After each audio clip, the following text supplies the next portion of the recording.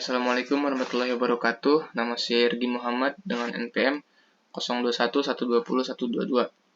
Di sini saya akan mempresentasikan materi 7, yaitu penyebab kesuksesan dan kegagalan implementasi. Implementasi itu secara luas ditentukan oleh faktor berikut. Ada 4 faktor, diantaranya yang pertama, peran pengguna dalam proses implementasi. Dan yang kedua, tingkat dukungan manajemen bagi upaya implementasi. Yang ketiga, tingkat kompleksitas dan risiko implementasi. Dan yang keempat, kualitas manajemen dalam proses implementasi. Nah, selanjutnya ada penjelasan dari faktor-faktor berikut, dari faktor-faktor di atas. Yang pertama itu keterlibatan dan pengaruh pengguna.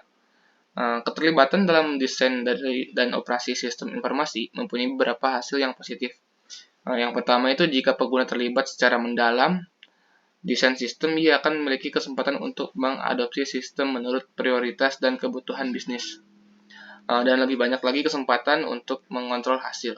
Dan yang kedua itu pengguna berkecenderungan untuk lebih bereaksi positif terhadap sistem karena mereka merupakan partisipasi aktif dalam proses perubahan itu sendiri. Kemudian yang kedua itu ada kesenjangan komunikasi antara pengguna dengan perancang informasi. Hubungan antara konsultan dengan klien secara tradisional merupakan bidang masalah dalam upaya penerapan sistem informasi. Kemudian pengguna dan spesialis sistem informasi cenderung mempunyai perbedaan dalam latar belakang kepentingan dan prioritas. Inilah yang banyak disebut atau dikatakan sebagai kesenjangan komunikasi antara pengguna dengan desainer atau user-designer communication gap. Di sini ada contoh tabel ya. Contoh tabel perbedaan kesenjangan komunikasi antara pengguna dan perancang sistem. Perhatian pengguna itu lebih ke arah, akankah sistem menyampaikan informasi yang saya perlukan dalam pekerjaan saya? Seberapa cepat saya dapat mengakses data? Seberapa mudah saya dapat mengeluarkan data? Seberapa jauh dukungan klerikal akan saya perlukan untuk memasukkan data ke dalam sistem? Sedangkan perhatian perancang itu, yang pertama, seberapa banyak disk dapat menyimpan master file, atau berapa baris kode program diperlukan untuk menjalankan fungsi. Dan bagaimana kita dapat menghemat waktu dalam CPU ketika kita menjalankan sistem. Yang keempat, cara apa yang paling efisien dalam menyampaikan data. Jadi perhatian pengguna itu lebih ke arah dia kecepatannya dan ketepatan akses untuk mengelola data. Sedangkan perancang itu perhatiannya lebih ke arah kepuasan pengguna. Jadi dia memfasilitasi sebaik mungkin untuk pengguna agar dia lebih mudah untuk mengakses data.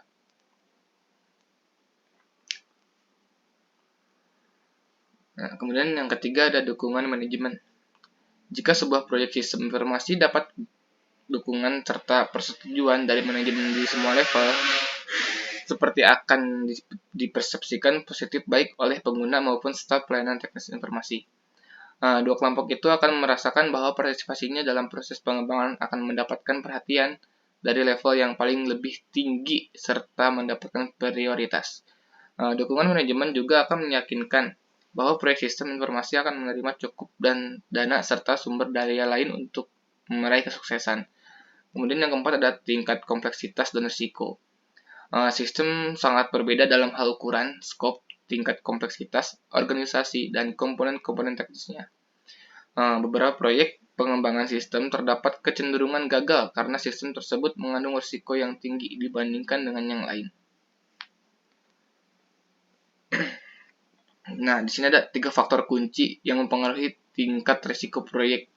Yang pertama itu ukuran proyek. Semakin besar proyek, sebagaimana diindikasikan dalam pengeluaran uang, ukuran staf dalam implementasi, jumlah unit, organisasi yang dipengaruhi, maka semakin besar pula risikonya. Jadi, semakin besar proyek yang kita miliki atau yang kita bangun, itu semakin besar risikonya. Semakin banyak uang yang dikeluarkan, dan semakin banyak staf dalam implementasinya, dan jumlah unit yang lebih banyak lagi apabila kita mempunyai proyek yang makin besar.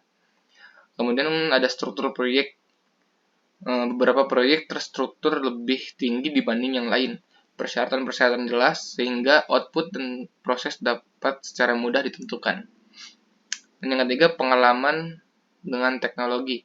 Resiko proyek akan meningkat jika tim proyek dan staf sistem informasi kurang memiliki keahlian teknis. Jadi pengalaman sangat penting ya bagi dalam sebuah proyek. Jadi tim proyek dan staf itu harus memiliki pengalaman yang sangat baik dalam teknologi. Jadi selalu terupdate dan terdepan untuk mengelola proyek agar tidak dapat kesalahan teknis. Mungkin sekian dari saya. Billahi taufiq wal hidayah. Wassalamualaikum warahmatullahi wabarakatuh. Halo, nama saya Rejati Agustina dengan nomor NPM 0211201229. Di sini saya akan menjelaskan mengenai manajemen data. Selanjutnya ada definisinya, yaitu mengkonsolidasikan pencatatan data ke dalam satu database yang dapat diakses dalam berbagai program aplikasi yang berbeda. Software interface, user, dan database. Data disimpan satu kali dan terpisah dari program aplikasi. Selanjutnya ada macam-macam database. Yang pertama ada operasional, yang kedua ada distributor, yang ketiga ada eksternal. Yang pertama itu ada operasional, yaitu menyimpan data yang detail yang dibutuhkan untuk mendukung proses bisnis dan operasi perusahaan. Yang kedua ada distribusi, database yang diulang dan didistribusikan secara keseluruhan ataupun sebagian ke servis jaringan pada berbagai lokasi. Ketiga ada eksternal, yaitu berisi banyak sekali informasi yang tersedia dari layanan online, komersial maupun dari berbagai sumber dalam World Wide dan Web. Selanjutnya di sini ada data warehouse, kemudian data mart dan data mining. Data warehouse yaitu database berukuran besar yang menyimpan data yang telah diasirkan atau disaring atau extract dari berbagai operasional, eksternal, dan database lainnya dalam organisasi.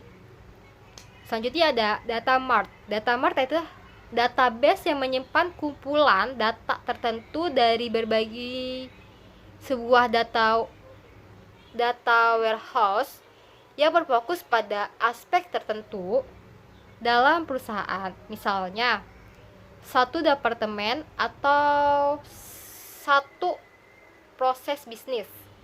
Data mining yaitu aktivitas analisis terhadap data dalam satu data warehouse untuk mendapatkan pola dan kecenderungan yang tersembunyi dalam aktivitas bisnis masa lalu. Selanjutnya ada pengendalian sumber daya data, yaitu berkaitan dengan pengguna sumber daya data. Resiko-resikonya mungkin terjadi diantaranya adalah karena adanya bencana seperti kebakaran, banjir, dan lain-lain. Kerugian yang terjadi dalam pemanfaatan sumber data, kehilangan tidak sengaja, pencurian, dan penyalahgunaan data, serta korupsi data. Selanjutnya ada komunikasi data, yaitu terminal, modern, model, dan komputer. Gambar menunjukkan skema dasar komunikasi data. Ini adalah bentuk komunikasi komputer paling sederhana. Satu terminal dihubungkan dengan satu komputer.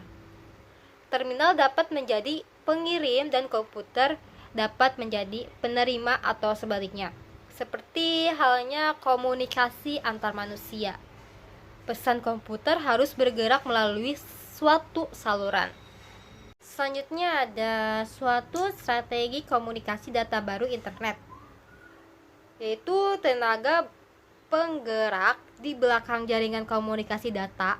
Yang pertama adalah kebutuhan untuk mentransmisikan data dan informasi dalam organisasi. Jika internet mampu untuk berkomunikasi dengan perorangan dan organisasi di luar cakupan operasi perusahaan, Internet seharusnya juga mampu untuk komunikasi internal.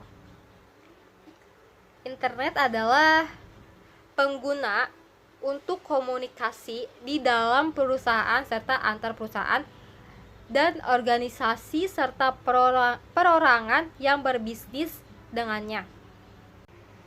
Selanjutnya ada aplikasi internet. Internet dapat digunakan untuk segala jenis komunikasi, tetapi inilah beberapa yang tampaknya merupakan jenis komunikasi yang sangat baik, yaitu yang pertama ada manual, kebijakan, dan prosedur. Yang kedua, informasi, produk, dan harga. Yang ketiga, informasi pegawai. Yang keempat, lowongan pekerjaan. Yang kelima, dokumen yang memerlukan tanda tangan. Yang keenam, jadwal dan kalender. Yang ketujuh, akses ke database. Dan terakhir ada akses ke groupware.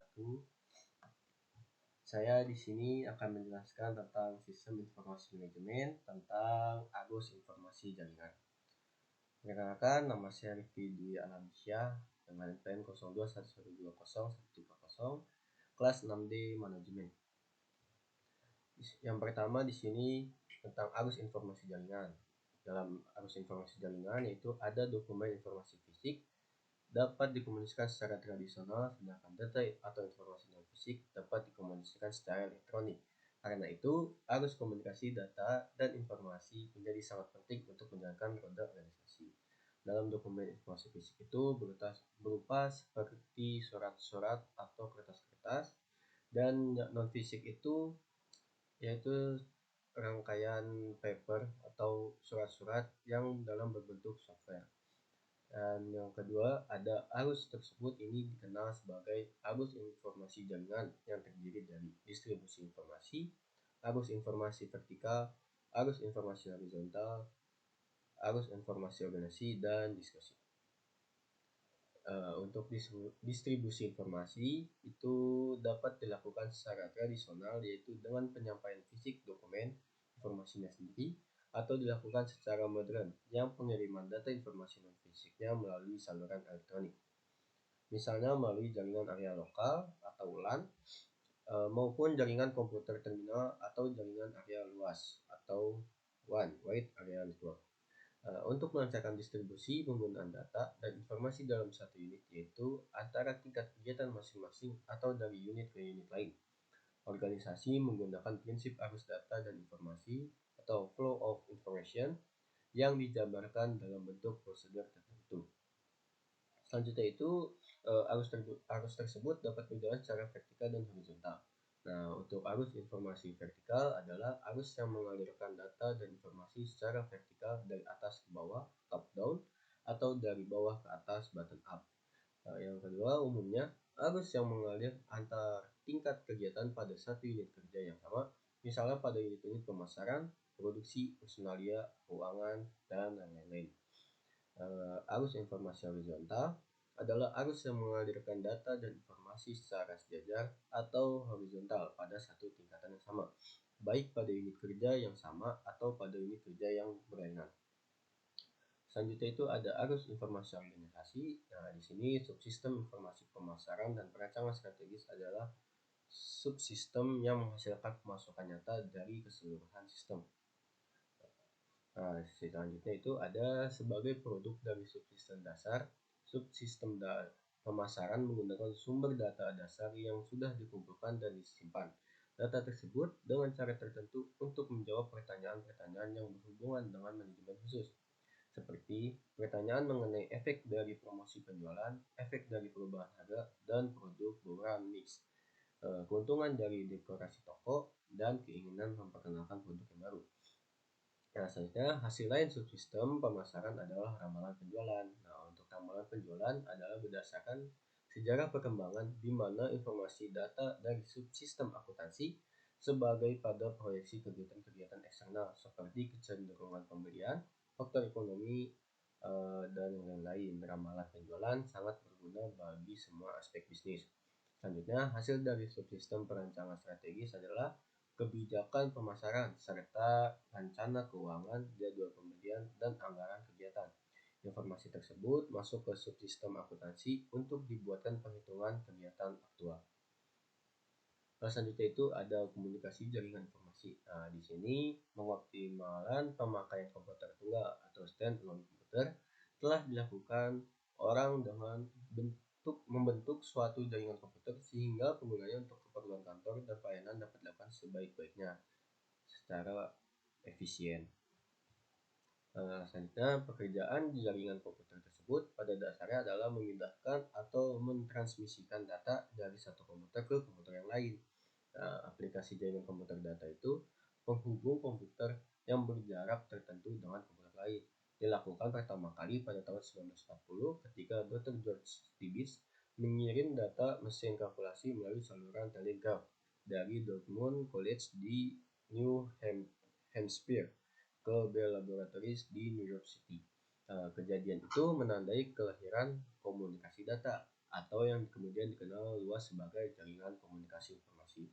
Sejak itu, kemajuan teknologi komputer dan teknologi informasi telah menghasilkan jaringan komunikasi yang cepat dan peledakan data komunikasi dunia. Data dikirim melalui saluran telepon, melalui satelit, dan dibawa melalui udara oleh microwave. Tiap bisnis atau rumah dengan sebuah komputer dan sebuah telepon sudah mudah akses pada berbagai keperluan layanan komunikasi data, mulai dari surat elektronik dan laporan stok untuk katalog barang eceran dan permainan atau games. Nah, di sini terakhir itu ada operasi kantor. Yang pertama itu ada stasiun kerja, yang kedua itu ada surat elektronik, yang ketiga ada konferensi elektronik, yang keempat ada konferensi dengan komputer, yang kelima ada telekonferensi, yang terakhir ada surat dengan suara. Sekian, terima kasih. Wassalamualaikum warahmatullahi wabarakatuh.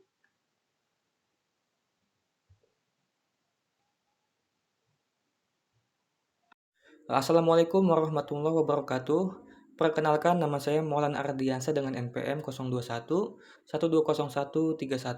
Pada kesempatan kali ini, saya akan menjelaskan tentang peran manajemen sistem informasi bagi perusahaan.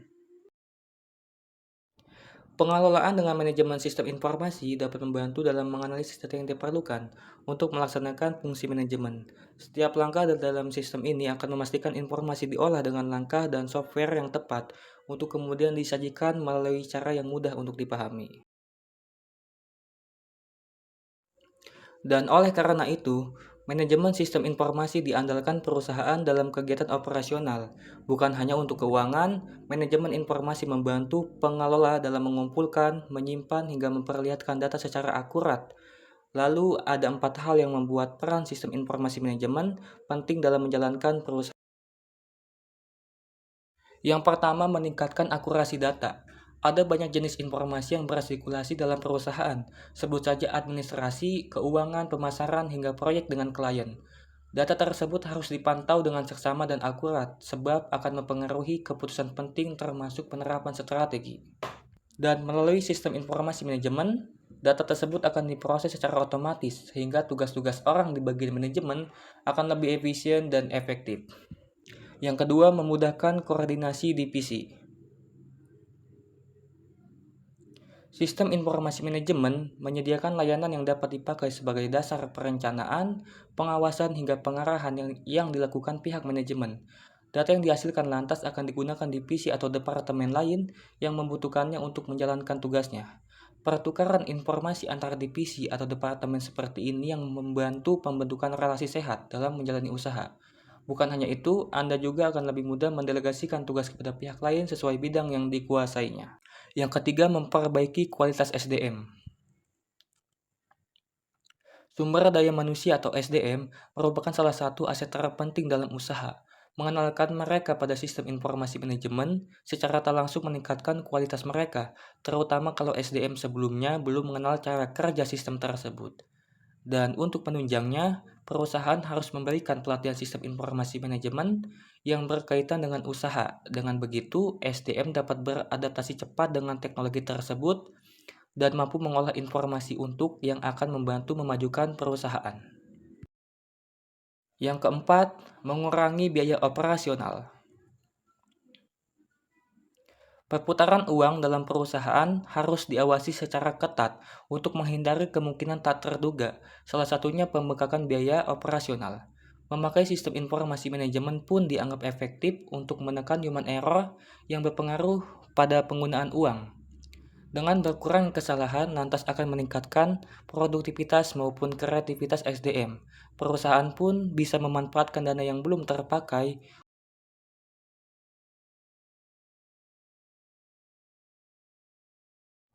Selanjutnya, peranan sistem informasi dalam bisnis saat ini.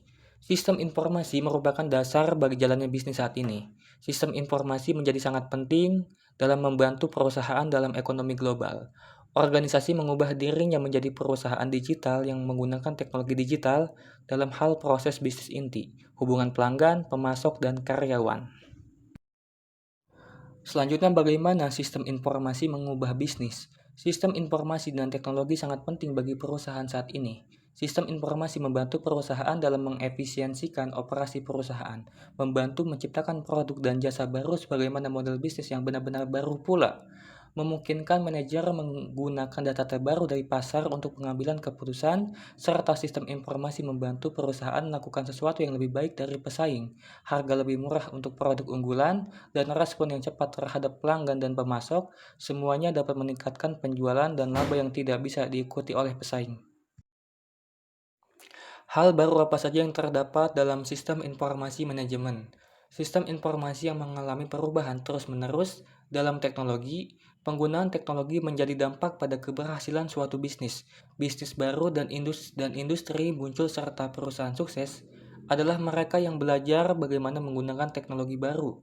Dengan adanya iPhone, iPad, BlackBerry, dan web surfing netbooks, semua alat ini tidak hanya gadget atau hiburan belaka. Banyak manajer menggunakan perangkat ini untuk mengkoordinasi pekerjaan, berkomunikasi dengan karyawan, dan menyediakan informasi untuk pengambilan keputusan.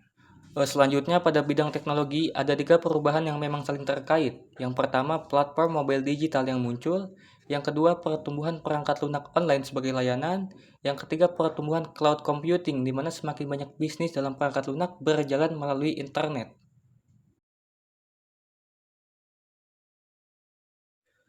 Selanjutnya, sistem informasi dalam kegiatan bisnis global saat ini.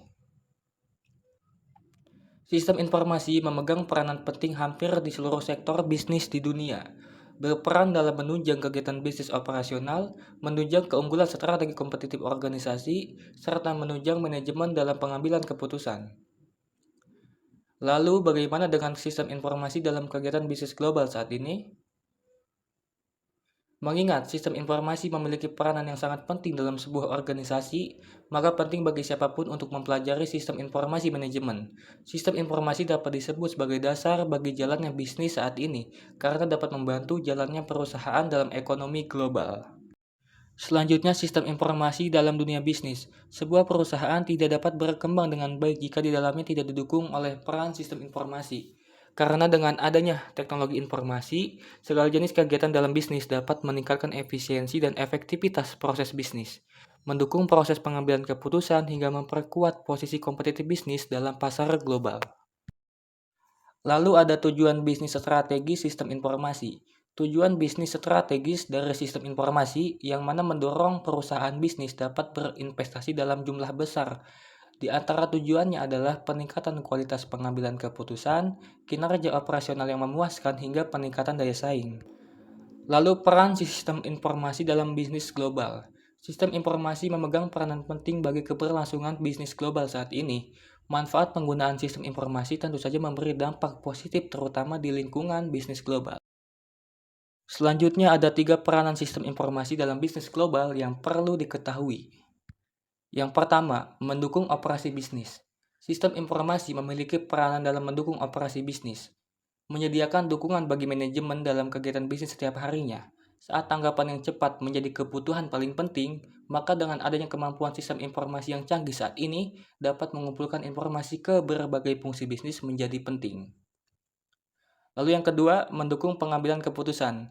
Turut serta mendukung pengambilan keputusan dalam manajemen merupakan salah satu peranan sistem informasi yang dapat membuat bisnis berkembang menjadi lebih baik. Dengan adanya sistem informasi ini, nantinya dapat membantu manajer dalam membuat keputusan yang lebih baik dan lebih cepat. Dan yang ketiga, mendukung keunggulan strategis. Peran serta fungsi sistem informasi yang ketiga yakni dapat membantu pencapaian sasaran strategis perusahaan.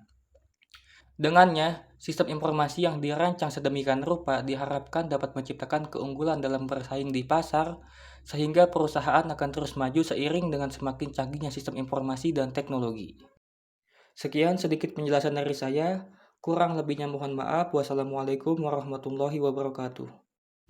Assalamualaikum warahmatullahi wabarakatuh. Kembali lagi dengan saya Trio Gawati Rahayu, NPM 0211201136. Nah, di video ini saya akan membahas materi ke-11 dari mata kuliah Sistem Informasi Manajemen tentang peranan sistem analisis. Nah, kira-kira apa sih sistem analisis itu? Dan kira-kira skill apa sih yang harus dibutuhkan oleh seorang sistem analisis dan harus memenuhi kualifikasi apa saja? Nah, di sini saya akan membahas tentang itu, dan jangan lupa tonton video ini sampai habis dan selamat menyaksikan. Jadi inilah judul yang akan saya bahas di video kali ini, yaitu peran analisis sistem.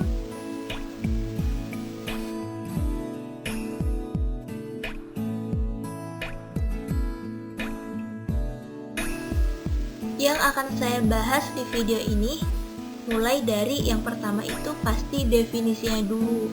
Kita harus tahu dulu nih definisi sistem analisis itu apa. Terus yang kedua, skill yang dibutuhkan. Yang ketiga, kualifikasi kalau kita mau ada di posisi sebagai sistem analis. Dan yang keempat, peran sistem analisis.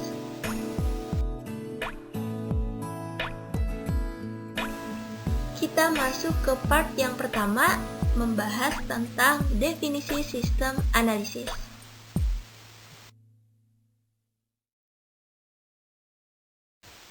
Sistem analisis itu apa? Jadi, sistem analisis ini bisa juga kita sebut dengan sebuah pekerjaan, yang dimana pekerjaan ini adalah termasuk ke dalam tim engineering. Sistem analisis ini bertugas untuk melakukan analisis tentunya yang pertama paling penting. Kemudian untuk merancang dan juga mengimplementasikan sistem. Sistem analisis ini bertanggung jawab atas hasil yang ingin dicapai perusahaan dalam hal IT. Kalau misalkan ada yang bertanya, teknik yang digunakan dalam posisi ini teknik apa? Jadi, ternyata orang-orang yang ada di posisi ini, mereka itu menggunakan teknik analisis dan roadmap. Gunanya untuk menyelesaikan apapun, sesuatu apapun yang berhubungan dengan IT. Kemudian, di sini ada peran umum.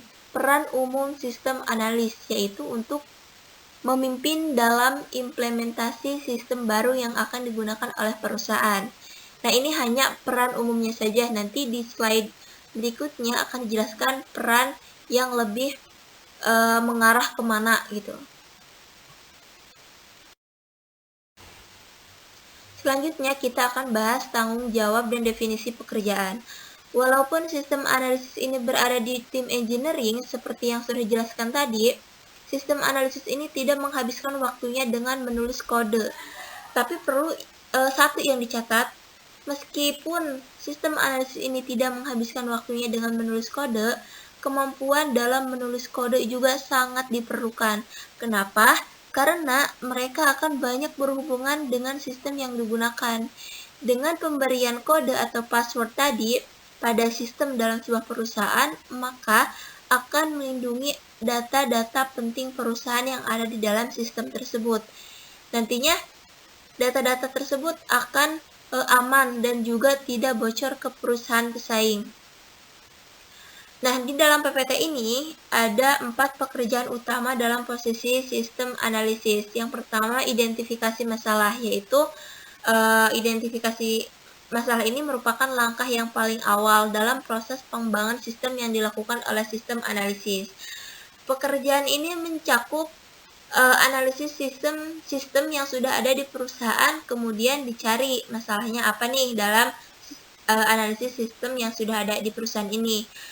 Apabila ditemukan suatu masalah, maka bisa dilakukan perbaikan yang mungkin masih bisa dilakukan ya.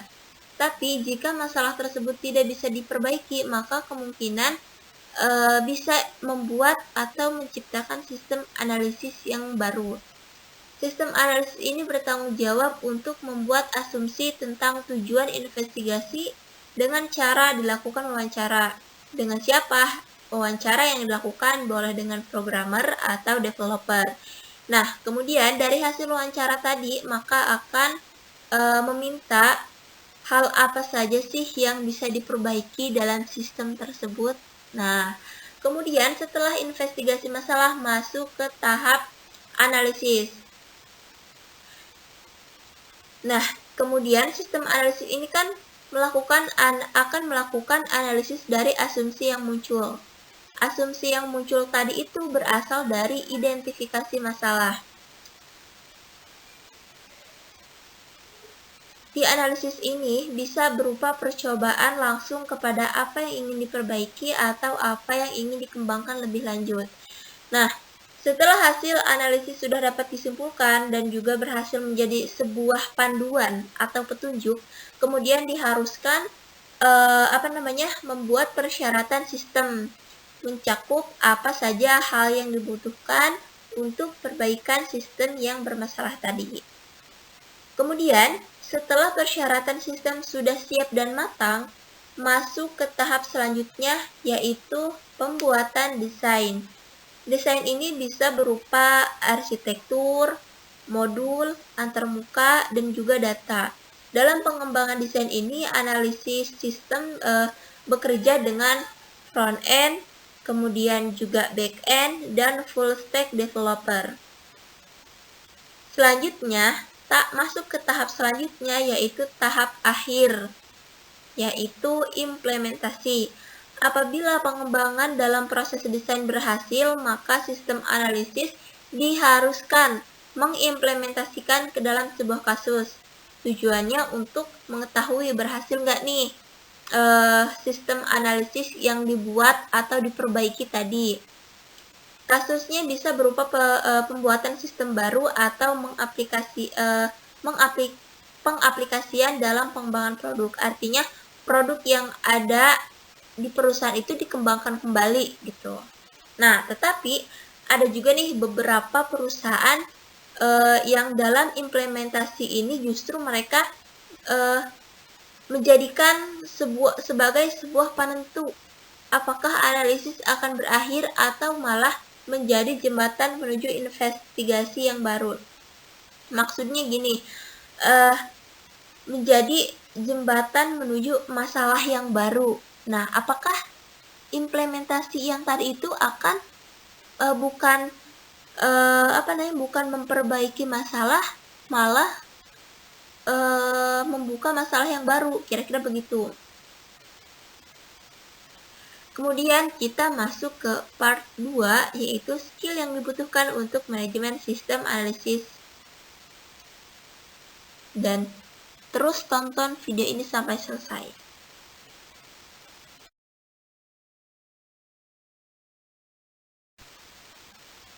Karena tadi kita sudah membahas tanggung jawab dan juga definisi pekerjaan sebagai sistem analis, kemudian kita akan bahas skill yang dibutuhkan. Kira-kira skill yang dibutuhkan untuk menjadi sistem analis itu mencangkup apa saja sih?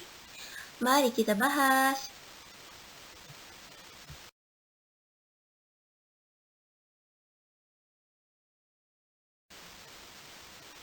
Oke, kita bahas skill yang dibutuhkan secara umumnya dulu. Nah, jadi orang yang mau berada di posisi ini itu dituntut untuk memiliki kemampuan IT dasar. Misalnya, kemampuan pemahaman terhadap pemrograman tertentu, kemudian HTML atau CSS, dasar-dasar kerja server, database, dan masih banyak lagi. Nah, selain dituntut seperti apa yang sudah dijelaskan tadi, mereka, orang-orang yang ada di posisi sebagai sistem analis ini juga dituntut untuk memiliki kemampuan yang 3 ini, administrasi sistem, analisis bisnis, dan juga manajemen proyek. kita bahas satu-satu. Yang pertama, kita bahas administrasi sistem dulu.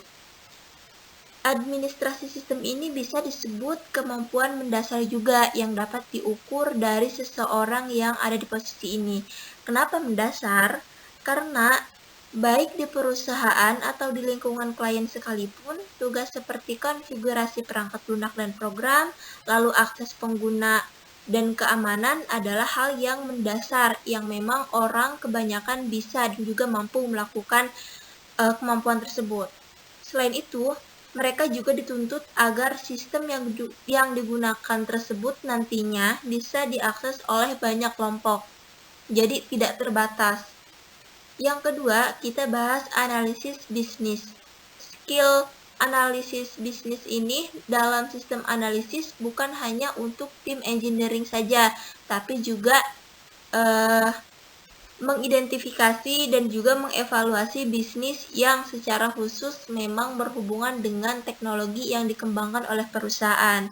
Kemudian, setelah berhasil mengidentifikasi dan juga mengevaluasi bisnis, orang yang ada di posisi ini juga harus punya solusi yang berkaitan dengan pengembangan teknologi di perusahaan tersebut. Nah, adil kan? Selain kita bisa mengidentifikasi dan juga mengevaluasi, kita harus punya solusi. Jangan sampai bisa mengidentifikasi atau mengevaluasi tetapi tidak punya solusi. Jadi harus punya keduanya. Yang ketiga, manajemen proyek. Orang yang ada di posisi ini juga wajib memiliki kemampuan interpersonal, terutama untuk mengelola sebuah proyek dengan berbagai macam skala. Contohnya, bekerja sama dan kemampuan memotivasi orang. Dengan demikian, mereka tidak akan kesulitan atau diharuskan untuk melakukan perubahan, baik itu perubahan kecil atau besar. Kebalikannya, jika mereka tidak mempunyai kemampuan interpersonal, tidak mempunyai kemampuan bekerja sama dan juga tidak mempunyai kemampuan memotivasi orang, maka seseorang yang ada di posisi ini akan kesulitan untuk melakukan perubahan.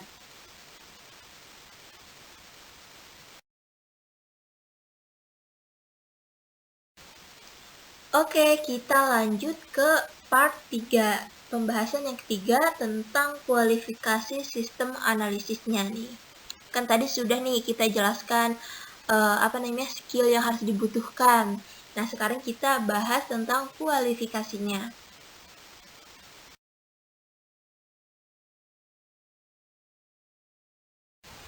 Kalau mau jadi seorang sistem analisis itu harus memenuhi kualifikasi apa aja sih? Mari kita bahas di sini. Secara umumnya, kualifikasi sistem analisis ini berasal dari jurusan sistem informasi atau teknik informatika. Ada beberapa perusahaan nih yang memang lebih mempertimbangkan jurusan sistem informasi. Kenapa? Karena jurusan ini itu mengajarkan mahasiswanya hal-hal yang berkaitan dengan manajemen dan juga analisis.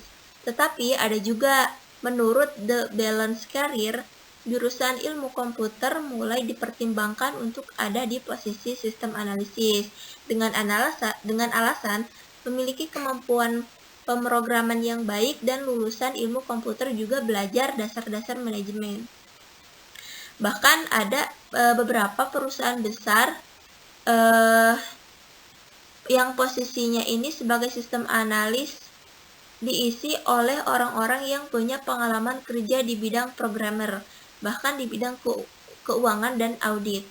Dan juga tidak dengan jalur kuliah saja nih teman-teman kalau mau ada di posisi sebagai seorang sistem analis, tapi juga kita bisa menempuh melalui kursus online. Apalagi sekarang nih teknologi kan sangat canggih dan juga banyak orang-orang atau kampus-kampus, perusahaan-perusahaan yang membuat seminar gratis tentang pembelajaran sistem analis dan lain sebagainya.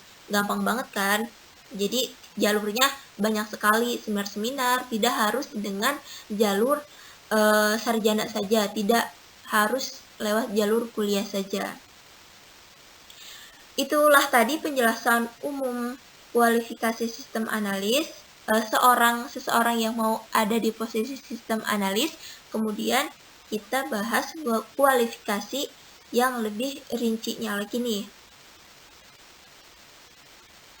Yang pertama itu, kualifikasinya harus mempelajari bisnis, memahami arsitektur teknologi informasi yang dimiliki perusahaan, seperti kekurangannya, keterbatasannya, kelebihannya, apa sih yang dapat diperbaiki, yang dapat dikembangkan apa aja, yang dapat dioptimalkan juga apa saja, dan juga tentunya melakukan analisa. Nah, yang kedua, seseorang harus dapat memahami keinginan para orang bisnis dari sudut pandang bisnis. Kemudian, menerjemahkan bahasa Inggris ke dalam bahasa teknologi informasi dan juga meneruskan pada tim IT. Yang ketiga, pengetahuan yang baik akan bisnis. Contohnya seperti standar level agreement, lalu key performance indicator, financial statement, fungsi bisnis setiap perusahaan, hingga pengelolaan keuangan perusahaan. Dan yang keempat, memahami dengan baik proses bisnis yang berjalan pada perusahaan.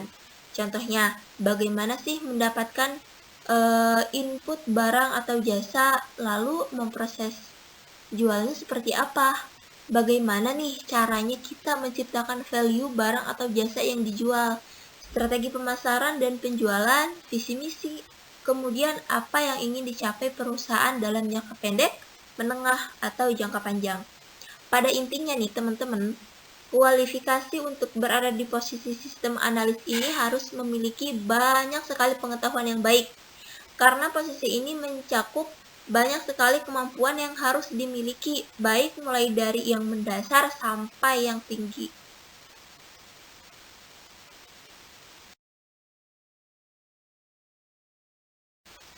Karena tadi sudah dijelaskan kualifikasinya, sekarang kita masuk ke part 4, pembahasan mengenai peranan sistem analis.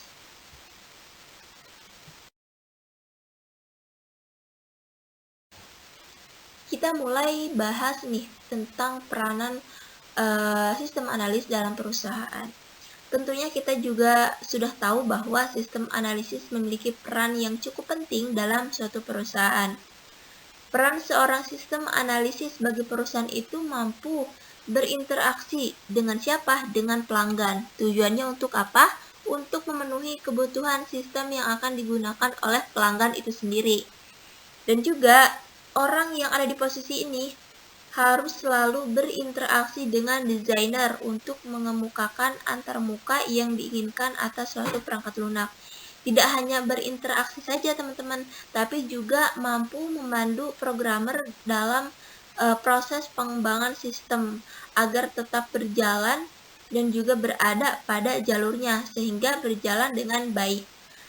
Yang selanjutnya harus melakukan pengujian sistem yang baik dengan data sampel atau data sesungguhnya. Artinya datanya itu betul-betul real, betul-betul asli, yang kemudian data tersebut dapat membantu para penguji.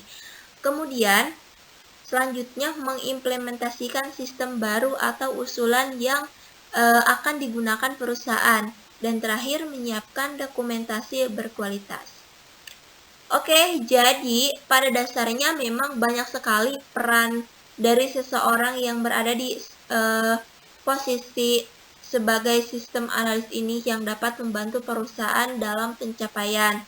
Di sini juga ada nih beberapa peran yang juga cukup penting bagi perusahaan. Yang pertama ada peranan analisis sistem pada lingkup kerja.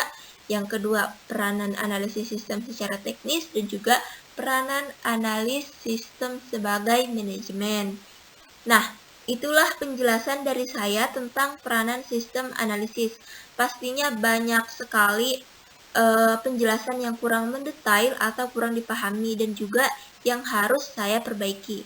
Sekian, saya Triyogawati Rahayu, NPM 0136 dari kelas 6D. Akhir kata, Assalamualaikum warahmatullahi wabarakatuh. Baik, perkenalkan nama saya Lisva Tistianingsi dengan NPM 02112141 dari kelas 6D. Di sini saya akan menjelaskan materi dari mata kuliah Sistem Informasi Manajemen tentang tahap analisa dan investigasi sistem. Nah, sebenarnya yang menjadi pertanyaan itu, kenapa sih harus dilakukan analisa dan investigasi sistem? Jadi, di dalam sebuah sistem itu perlu adanya sebuah pengembangan. Pengembangan ini ditujukan agar sistem mampu mengikuti apa saja yang sekarang dibutuhkan oleh konsumen. Singkatnya, sistem itu harus update tentang tren yang ada di konsumen. Makanya, sistem perlu analisa dan investigasi untuk melihat apa saja yang sedang dibutuhkan atau apa saja yang sedang diminati oleh konsumen. Nah, pada tahap analisa akan dilaksanakan pendefinisian masalah, penyatuan konsep sistem, serta melakukan studi kelayakan sistem. Nah, yang pertama dalam tahap analisa itu adalah pendefinisian masalah.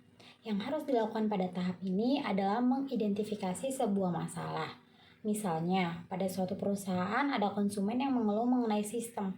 Ternyata setelah dianalisa penyebabnya adalah karena kualitas data yang buruk. Nah, ini yang dinamakan dengan pendefinisian masalah. Barulah setelah kita menemukan masalahnya, kita melakukan penyatuan konsep sistem tentang bagaimana menyelesaikan masalah tersebut. Setelah itu baru dilakukan studi kelayakan untuk melihat apakah konsep tersebut sudah layak dengan hasil yang akan dicapai atau tidak. Nah, setelah tahap analisa ada tahap investigasi. Tahap investigasi ini merupakan tahap di mana kita memperoleh fakta berupa data. Nah, untuk memperoleh data tersebut, kita memerlukan teknik pengumpulannya yang terdiri dari observasi langsung, wawancara, kuesioner, dan pengambilan sampel dokumen. Nah, yang pertama akan kita bahas ada observasi langsung. Jadi, ada 3 cara dalam melakukan observasi langsung. Yang pertama, pengamatan secara langsung dengan melakukan interaksi dengan pihak yang bersangkutan atau pihak yang akan diobservasi. Yang kedua, pengamatan secara langsung tanpa berinteraksi dengan pihak yang diamati. Tetapi pihak yang diamati tahu bahwa mereka sedang dijadikan objek pengamatan. Jadi, dengan kata lain, kita sudah minta izin untuk diamati tetapi tidak berinteraksi secara langsung. Nah, yang terakhir, pengamatan di mana mengamati objek tanpa diketahui oleh objek yang diamati dan tanpa interaksi apapun. Nah, selanjutnya ada wawancara. Wawancara merupakan suatu kegiatan yang paling tepat antara seorang sistem analis dengan organisasi atau perusahaan dan merupakan teknik yang paling produktif dalam mencari sebuah informasi. Hal itu dikarenakan wawancara merupakan suatu teknik di mana pencari dan pemberi data dapat langsung bertukar pikiran. Nah, berikutnya ada kuesioner. Pengambilan data ini dilakukan dengan pengisian survei. Kelebihan dari kuesioner adalah dapat melakukan penelitian untuk responden dalam jumlah besar dan menjangkau responden yang berkedudukan jauh dari analis. Nah, sedangkan kelemahannya adalah di mana sulitnya responden memberikan jawaban yang detail atau teliti terhadap suatu permasalahan karena responden tidak dipantau langsung oleh analis. Selanjutnya ada sampling dokumen. Pada tahapan ini dilakukan kajian secara menyeluruh serta mendalam terhadap kegiatan sistem pengolahan data dan sistem informasi yang saat ini sedang berjalan. Nah, untuk mendapatkan hasil analisa dan investigasi secara komprehensif, seorang sistem analis perlu melakukan langkah-langkah sebagai berikut. Nah, yang pertama, memahami sistem lama. Nah, dalam memahami sistem lama ini dapat dilakukan dengan melihat dan mengamati dokumen-dokumen sistem yang telah ada pada perusahaan, seperti bagan alir sistem, struktur organisasi, deskripsi jabatan, kode rekening, dan salinan dokumen-dokumen bukti transaksi.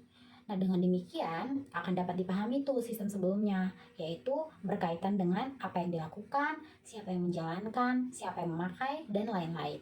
Nah, yang kedua ada evaluasi terhadap sistem yang ada. Evaluasi terhadap sistem yang sudah berjalan, terutama tentang kekurangan-kekurangannya. Tentunya akan memberikan pembenaran terhadap rencana pengembangan sistem yang baru. Sasaran sistem baru akan menjadi lebih jelas tentang apa yang harus ditambahkan atau dikurangi dari sistem lama, sehingga analis dapat menjadi lebih mudah untuk membuat sebuah konsep tentang future system atau sistem baru yang akan dikerjakan. Nah, yang ketiga, memahami keinginan pemakai. Nah, keinginan pemakai ini yang dimaksud adalah mencakup kebutuhan-kebutuhan akan output sistem serta model operasional sistem yang diinginkan. Kebutuhan akan output sistem adalah bahwa laporan yang dihasilkan akan memberikan manfaat bagi yang menggunakannya. Nah, yang terakhir ada studi kelayakan sistem. Fase ini merupakan fase yang cukup penting di mana akan dilakukan studi kelayakan terhadap sistem yang akan dibuat. Studi kelayakan akan menilai dari berbagai sisi. Apakah sistem memang layak untuk diimplementasikan atau tidak? Nah, penilaian tersebut antara lain mencakup kelayakan teknik, kelayakan ekonomi, kelayakan operasi, kelayakan jadwal, dan kelayakan hukum. Nah, selanjutnya pada kesimpulan. Kesimpulan biasanya akan sangat bergantung pada temuan dan hasil yang diperoleh selama proses tersebut. Namun, beberapa kesimpulan umum yang mungkin akan dihasilkan adalah yang pertama, analisis dan investigasi sistem dapat mengungkapkan kelemahan dalam sistem yang digunakan.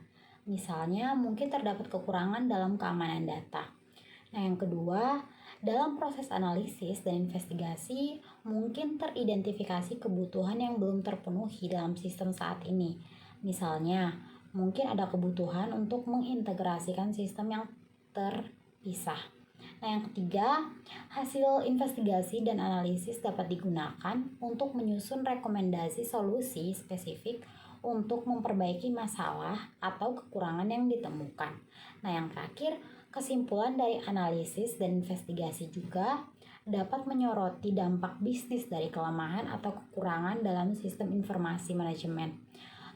Misalnya, mungkin teridentifikasi bahwa sistem yang tidak efisien menyebabkan peningkatan biaya operasional atau hilangnya peluang bisnis. Dengan demikian, perbaikan sistem dapat membantu meningkatkan efisiensi, mengurangi biaya, dan juga meningkatkan keunggulan kompetitif perusahaan. Nah, penting untuk dicatat juga nih bahwa kesimpulan yang ditarik harus didasarkan pada data yang akurat dan relevan. Maka dari itu kita perlu teknik pengumpulan data yang tadi. Dan juga selain itu rekomendasi dan tindakan selanjutnya yang diambil harus disesuaikan dengan kebutuhan dan tujuan organisasi. Nah, sekian dari saya. Bila ada salah kata atau ada yang kurang dimengerti dari materi yang saya jelaskan, saya mengucapkan mohon maaf sebesar-besarnya dan terima kasih. Assalamualaikum warahmatullahi wabarakatuh. Perkenalkan, nama saya Dini Alpina dengan NPM 0211201449. Di sini saya akan menjelaskan materi tentang e-commerce, pasar digital, dan barang digital. Nah, di zaman era digital seperti saat ini, tentu saja manusia memiliki pemikiran dan inovasi yang luas. Bahkan dalam dunia bisnis saat ini yang dibuka yaitu sebuah teknologi. E-commerce adalah sebuah perdagangan, penjualan, pembelian yang menggunakan jaringan telekomunikasi seperti internet. Di sini juga ada 8 fitur keunikan dalam e-commerce, yaitu yang pertama ada ubiquity, yang kedua ada global reach, yang ketiga ada universal standard, yang keempat ada richness, yang kelima ada interactivity, keenam ada information density, yang ketujuh ada personalization atau customization, dan yang terakhir ada social technology. Dan untuk selanjutnya ada digital market. Apa sih digital market itu? Digital marketing adalah suatu usaha untuk melakukan pemasaran sebuah brand atau produk melalui dunia digital atau internet. Tujuannya untuk apa? Yaitu untuk menjangkau konsumen maupun calon konsumen secara cepat dan tepat waktu.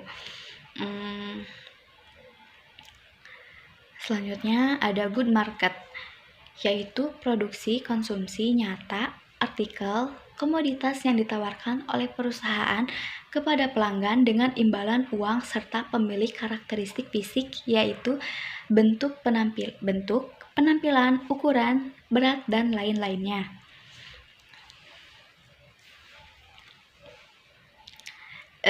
Selanjutnya ada jenis-jenis e-commerce. Yang pertama ada business to business, yaitu transaksi baik secara elektronik maupun fisik antara bisnis yang satu dan bisnis lainnya. Yang kedua ada business to customer, yaitu proses transaksi yang dilakukan antara produsen barang atau jasa langsung kepada customer akhir. Yang ketiga ada customer to customer, yaitu transaksi barang atau jasa yang dilakukan dari customer kepada konsumen. Yang keempat ada customer to business, yaitu dalam jenis ini individu menawarkan produk atau jasa terhadap perusahaan yang membutuhkan dan siap untuk membelinya. Yang kelima ada business to administration dan customer to administration, yaitu jenis e-commerce yang menjual produk atau jasa kepada lembaga pemerintah. Yang keenam ada online to offline, yaitu jenis bisnis baru di mana produsen menggunakan dua saluran, baik itu saluran online maupun offline. Selanjutnya ada bentuk bisnis e-commerce di Indonesia. Yang pertama ada kelas CIPID atau daftar iklan baris. Sistem bisnis ini yaitu penyedia jasa iklan baris bertindak sebagai perantara antara penjual dan pembeli. Nah, jadi penyedia jasa tidak terlibat langsung dalam proses jual beli. Yang kedua ada marketplace. Bisnis e-commerce ini tidak hanya mempromosikan produk penjual saja, tetapi juga memberikan layanan transaksi keuangan secara offline. Yang ketiga ada shopping mall. Sama seperti sistem marketplace, tetapi pihak yang berjualan di e-commerce bentuk ini adalah brand yang besar dan ternama atau memenuhi persyaratan tertentu, karena sistem ini akan melakukan verifikasi terlebih dahulu. Yang selanjutnya ada toko online di mana pihak menjual produk dagangannya sendiri secara online. Dengan kata lain seperti online shop yang kelima ada toko online sosial media seperti Facebook dan Instagram, merupakan sosial media yang paling banyak digunakan untuk menjual produk secara online. Di sini yang terakhir ada 5 produk paling laris di bisnis e-commerce. Yang pertama ada gadget, yang kedua ada fashion, yang ketiga ada perlengkapan rumah tangga, yang keempat ada produk kesehatan, yang kelima ada produk kecantikan. Nah, sekian pemaparan dari saya. Terima kasih.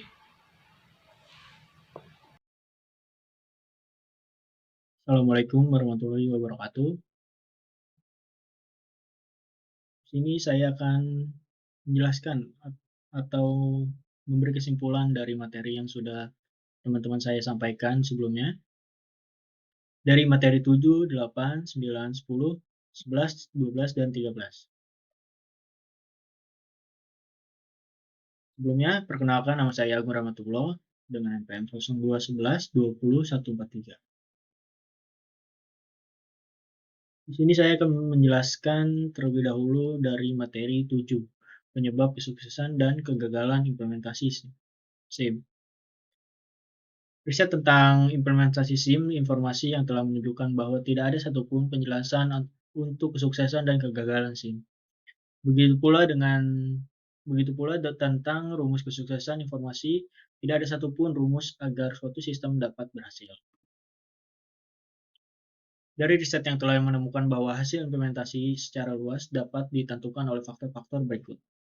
Yang pertama, peran pengguna dalam sistem informasi implementasi. Yang kedua, tingkat dukungan manajemen bagi upaya implementasi. Yang ketiga, tingkat kompleksitas dan risiko implementasi proyek. Yang keempat, kualitas manajemen dalam proses implementasi. Di sini saya akan memberikan salah satu contoh. Salah satu contoh yang mempengaruhi tingkat risiko proyek salah satunya yaitu sebuah proyek yang bernilai 100 juta rupiah berakhir selama 4 tahun dan mempengaruhi 5 departemen dalam 20 unit operasi dan 120 pengguna akan beresiko daripada proyek senilai 500 juta dengan 2 pengguna yang dapat menyelesaikan dalam waktu 2 bulan. Faktor risiko yang lain adalah pengalaman perusahaan dan proyek-proyek tertentu. Ya, dapat disimpulkan dari materi ini tidak ada proses atau kesuksesan atau kegagalan yang signifikan sesuai pengalaman perusahaan dan proyek-proyek tertentu. Nah, selanjutnya materi 8 tentang manajemen data. Dalam era global saat ini, sistem informasi manajemen merupakan bagian yang tidak terpisahkan dari suatu organisasi di mana sistem informasi yang menghasilkan hasil keluaran dengan menggunakan masukan dan berbagai proses yang diperlukan untuk memenuhi tujuan dalam suatu kegiatan manajemen.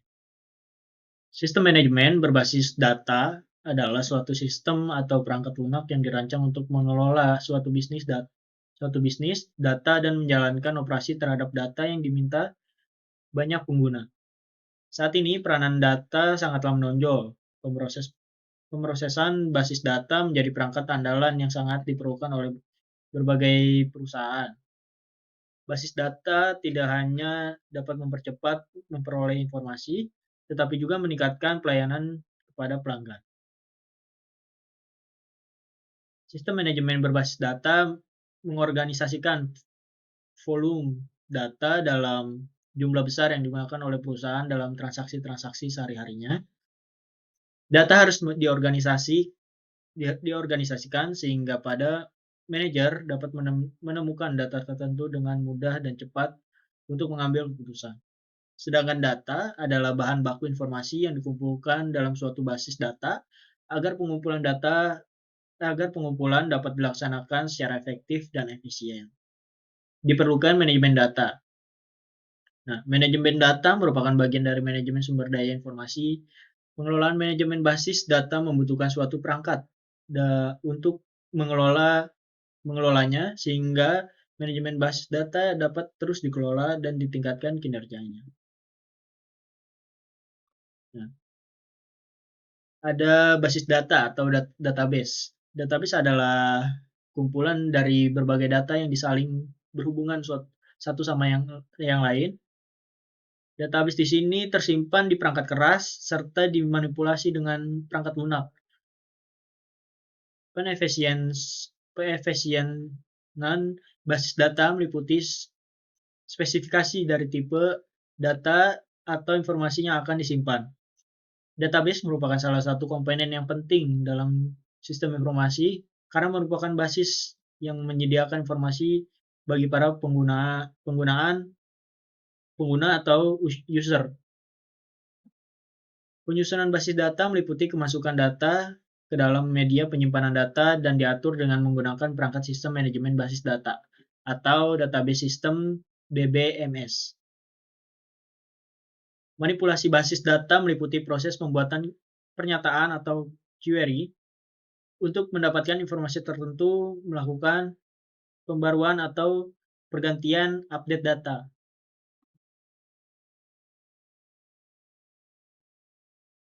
Nah, selanjutnya materi 9, arus informasi jaringan.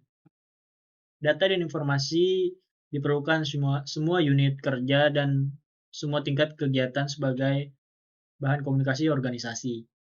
Yang kedua, dokumen informasi fisik dapat dikomunikasikan secara tradisional, sedangkan data atau informasi atau yang bisa disebut non-fisik dapat dikomunikasikan secara elektronik. Karena itu, arus komunikasi data dan informasi menjadi sangat penting untuk menjalankan roda organisasi. Arus tersebut dewasa ini dikenal sebagai arus informasi jaringan yang terdiri dari distribusi informasi, arus informasi vertikal, arus informasi horizontal, arus informasi organisasi dan diskusi.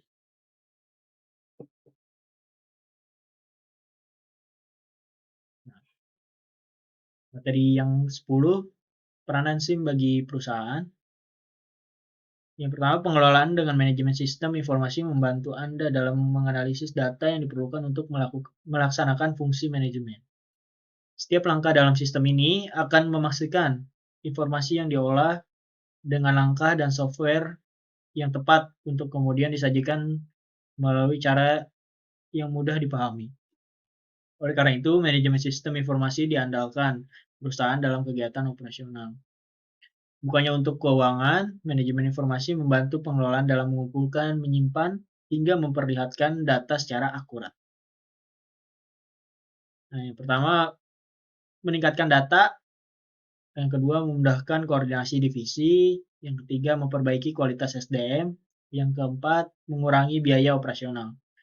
Nah, 4 hal ini yang membuat peranan sistem informasi manajemen menjadi penting dalam menjalankan di suatu perusahaan. Kehadiran sistem ini pun akan membantu pengembangan usaha berbasis digital yang beberapa tahun terakhir melaju dengan pesat. Nah, lanjut materi 11 tentang peranan analisis sistem. Yang perlu kita tahu, sistem analisis adalah suatu pekerjaan yang termasuk dalam sistem engineering. yang bertugas untuk melakukan analisis, merancang, dan mengimplementasikan sistem, dan berperan sebagai pemimpin dalam implementasi sistem baru yang akan digunakan perusahaan, baik sistem perhubungan, dengan IT maupun infrastruktur perusahaan agar perusahaan lebih efisien. Untuk berada di posisi ini, perlu memenuhi kualifikasi atau yang perlu dikuasai hampir dalam semua hal tentang pengetahuan, baik komputer, manajemen, akuntansi, dan lain-lain. Yang ke-12, materi ke-12 tentang peran analisis dan investigasi sistem. Tahap analisis dan investigasi sistem perlu dilakukan karena dalam sebuah sistem itu perlu adanya sebuah pengembangan. Pengembangan ini ditunjukkan agar sistem mampu mengikuti apa saja yang sekarang dibutuhkan oleh konsumen. Nah, lebih singkatnya, sistem ini harus update tentang tren yang ada di konsumen, makanya sistem perlu analisa dan investigasi untuk melihat apa saja yang sedang dibutuhkan atau apa saja yang sedang diminati oleh konsumen. Pada tahap analisa ini akan dilaksanakan penelitian pendefinisian masalah, penyatuan konsep sistem, serta melakukan studi kelayakan sistem. Setelah itu dilanjutkan dengan tahap investigasi. Tahap investigasi ini adalah tahap di mana kita memperoleh fakta berupa data. Untuk memperoleh data, kita memerlukan teknik pengumpulannya. Sini ada beberapa yaitu dari observasi langsung, wawancara, kuesioner, dan pengambilan sampel dokumen. Untuk mendapatkan hasil analisa dan investigasi data secara komprehensif, seorang sistem analis perlu melakukan langkah-langkah seperti yang akan dijelaskan sebagai berikut. Memahami sistem lama, evaluasi terhadap sistem yang ada, memahami keinginan pemakai, dan studi kelayakan. Dapat disimpulkan dari analisis dan investigasi sistem akan sangat bergantung pada temuan dan hasil yang diperoleh selama proses tersebut. Penting untuk dicatat bahwa kesimpulan yang ditarik harus berdasarkan pada data yang akurat dan relevan yang ditemukan dalam proses investigasi. Selain itu, rekomendasi dan tindakan selanjutnya yang diambil harus disesuaikan dengan kebutuhan dan tujuan organisasi. Dan yang terakhir, materi ke-13 tentang e-commerce. E-commerce adalah sebuah perdagangan atau penjualan, pembelian menggunakan jaringan telekomunikasi seperti internet. Nah, di sini ada 8 fitur keunikan dalam e-commerce, yaitu usability, global reach, universal standard, rightness, interactivity, information density, personalization atau customization. 8 yaitu yang terakhir, sosial teknologi. Yang dapat disimpulkan, dengan berkembangnya teknologi pada masa sekarang sangat mempermudah kegiatan manusia dalam berbisnis karena sudah banyak sekali e-commerce yang ada, tinggal kitanya saja yang harus memanfaatkan itu dengan baik dan menjadikan itu sebagai peluang bisnis yang besar. Baik, cukup itu saja yang saya dapat jelaskan. Kurang lebihnya mohon maaf. Terima kasih. Assalamualaikum warahmatullahi wabarakatuh.